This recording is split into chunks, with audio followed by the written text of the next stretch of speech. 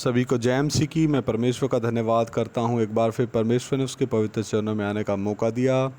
आज दिनांक 14 अगस्त 2021 तक परमेश्वर ने संभाला, आगे भी संभालेगा। हम आदम की पसली से लेकर अर्धांगिनी तक नारी स्त्री यानी औरत के बारे में सीखते आ रहे हैं। ये उसका दूसरा पार्ट में हम आज सीखने जा रहे हैं। परमेश्वर हम सभी की ज्ञान बुद्धि समझ खोले।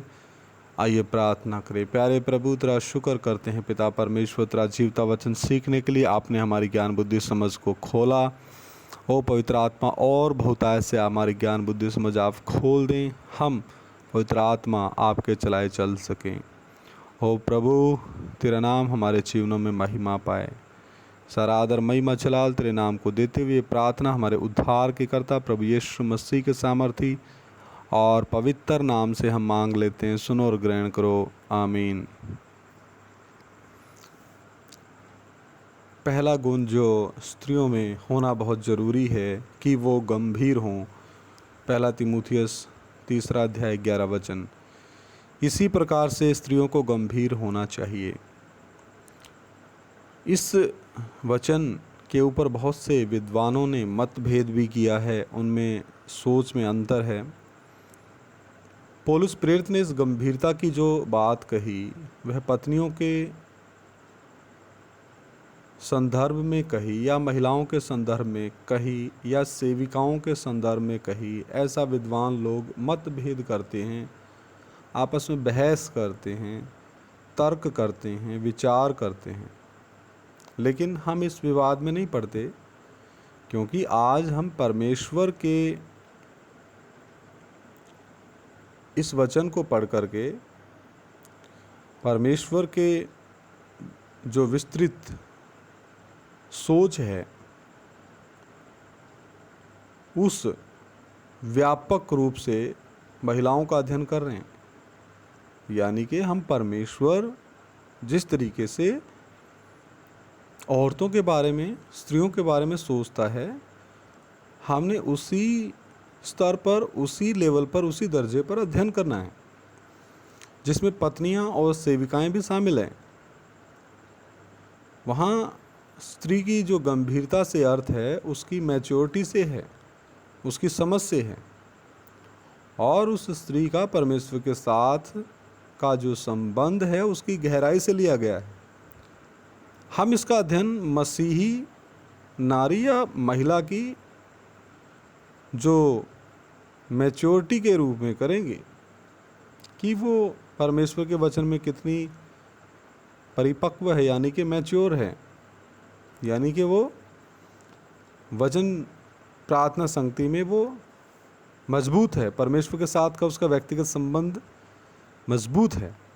हिंदी बाइबल में जिस ग्रीक शब्द का अनुवाद गंभीर किया गया है वह शब्द सेमनोस है, जिसका अर्थ है सेमनोस, SEMNOS, जिसका अर्थ है गरिमापूर्ण, श्रद्धेय, आदरणीय, सम्मान के योग्य।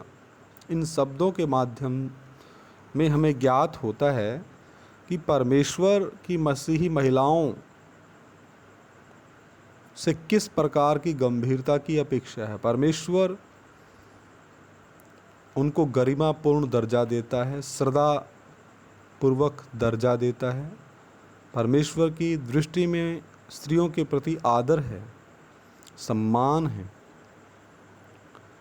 और मसीही जीवन में हमारा उद्देश्य क्या है? प्रभु यीशु मसीह के बलिदान और उसकी उद्धार की योजना को हम किस गंभीरता से ले रहे हैं? हम जो कुछ आज हैं, जो हम कर रहे हैं, क्या हम उसके प्रति गंभीर हैं, या हम मन बहलाव के लिए, थोड़ी देर के आनंद के लिए संसार के साथ बहते जा रहे हैं? परमेश्वर का वचन आज हमें चुनौती देता है कि हमें अपने प्रत्येक कार्य को गंभीरता से लेना है, तभी हम परीक्षाओं में सफलता प्राप्त कर सकते हैं। प्रेरित पौलुस तीतुस की पत्री के 2 अध्याय के 7वें और 8वें वचन में क्या कहता है, आइए पढ़ते हैं। सब बातों में अपने आप को भले कामों का नमूना बना, तेरे उपदेश में सफाई, गंभीरता और ऐसी खराई पाई जाए कि कोई उसे बुरा ना कह सके।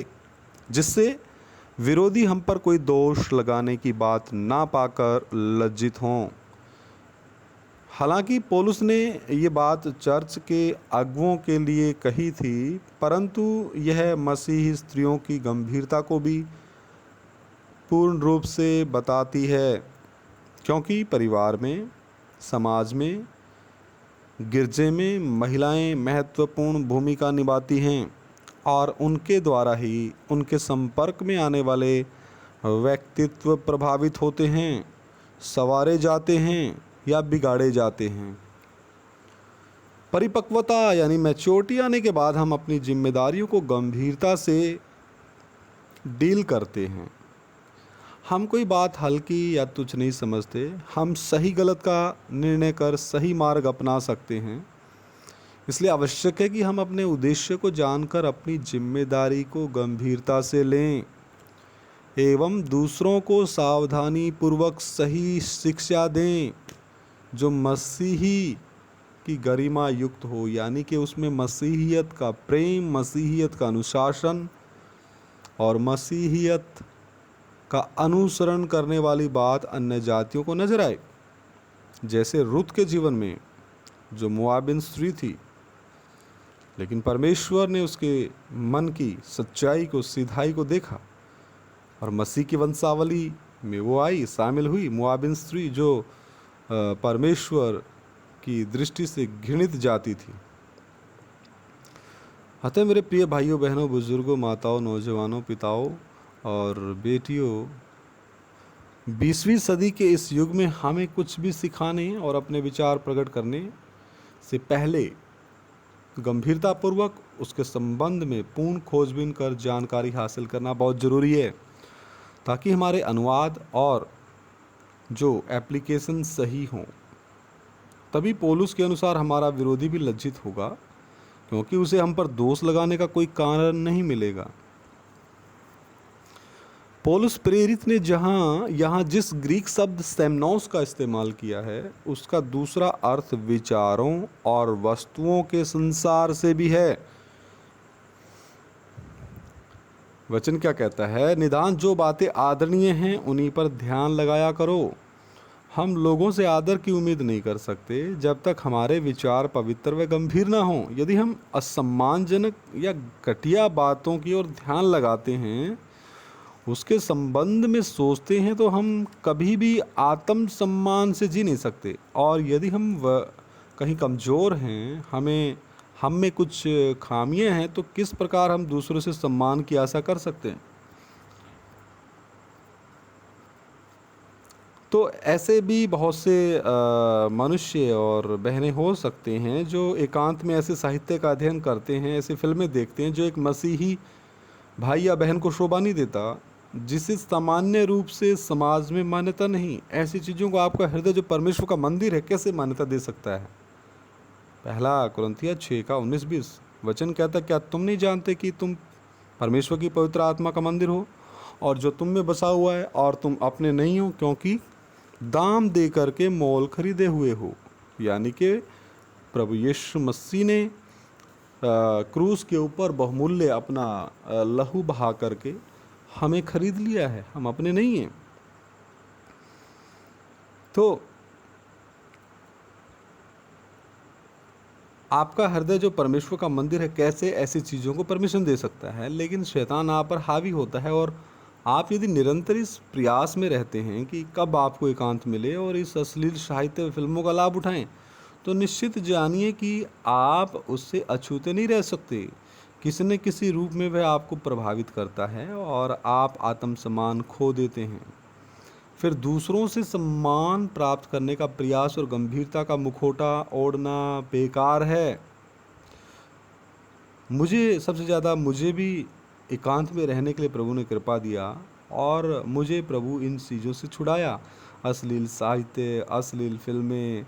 और मुझे तो कोई कुछ बोल नहीं सकता। मैं अकेले रूम में रहता हूँ, एक क्लास 2 ऑफिसर हूँ परमेश्वर के महान फजल से, और मेरे पास शराब पीने का भी कोई मनाही नहीं है, और मुझे कोई भी एकांत में फिल्में देखने के लिए कोई मनाही नहीं है। मेरी आज़ाद मर्जी है, लेकिन लेकिन और पिलाने के लिए भी बहुत से आ, भाई लोग हैं जो बिल्कुल रेडी करके लाएंगे, चाहे विस्की पीऊँ, चाहे मैं कोई भी प्रकार की शराब पीना चाहूँ तो वो लाएंगे, अच्छे स्नैक्स लाएंगे।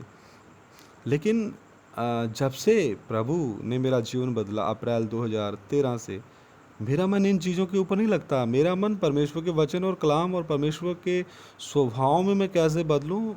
दिन प्रतिदिन मेरी भूख और प्यास सही रहती है कि मेरा स्वभाव परमेश्वर के समान हो जाए। मैं सिद्धताई में, पवित्रताई में, अलगताई में, शुद्धताई में परमेश्वर को प्रसन्न करने वाला जीवन में व्यतीत कर सकूं। मेरी यही सोच रहती है। तो फिर ये घटिया चीज़ें, अश्लील साहित्य और अश्लील फिल्में और ये शराब पीना, नशे करना, ये सारे शरीर के काम हैं, ये सारे शैतान के बंधन हैं, ये सारी शैतान की जंजीरें हैं। तो इनसे तो परमेश्वर ने मुझे आज़ाद कर दिया। वापस मैं इस दास्ता के जुए में नहीं जुट सकता। तो मेरे प्रिय बहनों, माताओं, बेटियों, आत्मसम्मान और घमंड दो अलग अलग चीज़ें हैं। घमंड से परमेश्वर घृणा करता है, लेकिन आत्मसम्मान परमेश्वर की दृष्टि से उचित है।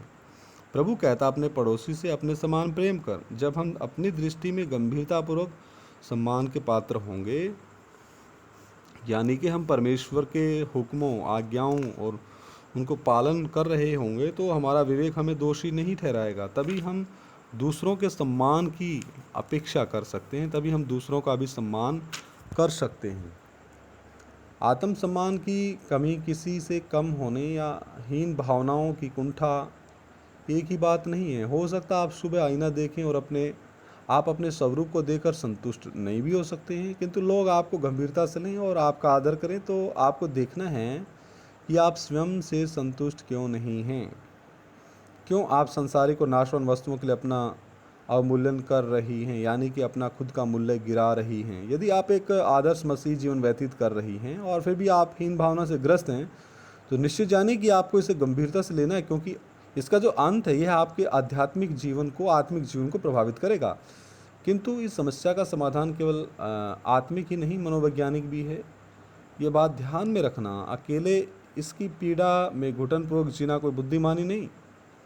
इसे किसी ऐसे प्रिय और समझदार व्यक्ति के साथ बांटिए जिसे आपसे पूर्ण हमदर्दी हो, जो आपकी बात धैर्यपूर्वक, निष्पक्ष रूप से सुनकर सही सुझाव दे सके, जो आप पर अपने विचार लादने का प्रयास ना करे, किंतु आपको सही मार्ग दिखा सके। यदि आपके जीवन में आध्यात्मिक गंभीरता की कमी है, आत्मिक गंभीरता की कमी है, तो बाइबल के निम्न पद आपके लिए सहायक सिद्ध हो सकते हैं। भजन संहिता 91 अध्याय में क्या लिखा है? भजन संहिता 91 अध्याय क्या कहता है? मैंने तेरे वचन को अपने हृदय में रख छोड़ा है कि तेरे विरुद्ध पाप ना करूं। रोमियो 12 का 1 से 2। इसलिए हे भाइयों, मैं तुमसे परमेश्वर की दया स्मरण दिलाकर विनती करता हूं कि अपने अपने शरीरों को जीवित और पवित्र और परमेश्वर को भावता हुआ बलिदान करके चढ़ाओ। यही तुम्हारी आत्मिक सेवा है। और इस संसार के सदृश ना बनो, परंतु तुम्हारी बुद्धि के नए हो जाने से तुम्हारा चाल चलन भी बदलता जाए, जिससे हम परमेश्वर की भली और भावती और सिद्ध इच्छा अनुभव से मालूम करते रहें। तो इस शरीर में संसारिक आनंदों को ना करते हुए, इस शरीर को, अपने अपने शरीरों को जो जीवित हालत में हो और प्रभु यीशु मसीह के पवित्र लहू से शुद्ध और पवित्र हुआ हो और परमेश्वर को भावता हुआ करके हमने बलिदान चढ़ाना है। ये हमारी आत्मिक सेवा है।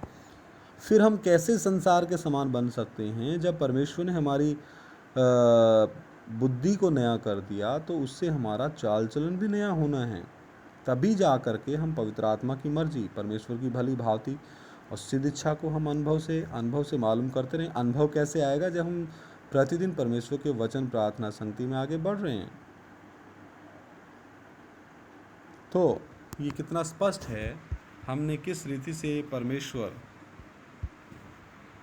की मर्जी को अपने जीवनों में पूरा करना है। तो इन वचनों के ऊपर हमने मनन करना है। आइए सर झुकाएं, प्रार्थना करें। प्यारे प्रभु, तेरा शुक्र करते हैं पिता परमेश्वर, तेरे पवित्र वचन को सीखने का आपने कृपा दिया। तेरा वचन कहता है स्त्रियां, औरतें गंभीर हो प्रभु। ऐसी गंभीरता केवल आप औरतों में नहीं चाहते प्रभु, सभी में चाहते हैं पिता। इस गंभीरता में आगे बढ़ने के लिए कृपा दे प्रभु यीशु। जो भी तेरा वचन सुने उनके हृदयों को आप बदल दें और तेरा नाम उनके जीवनों में महिमा पाए।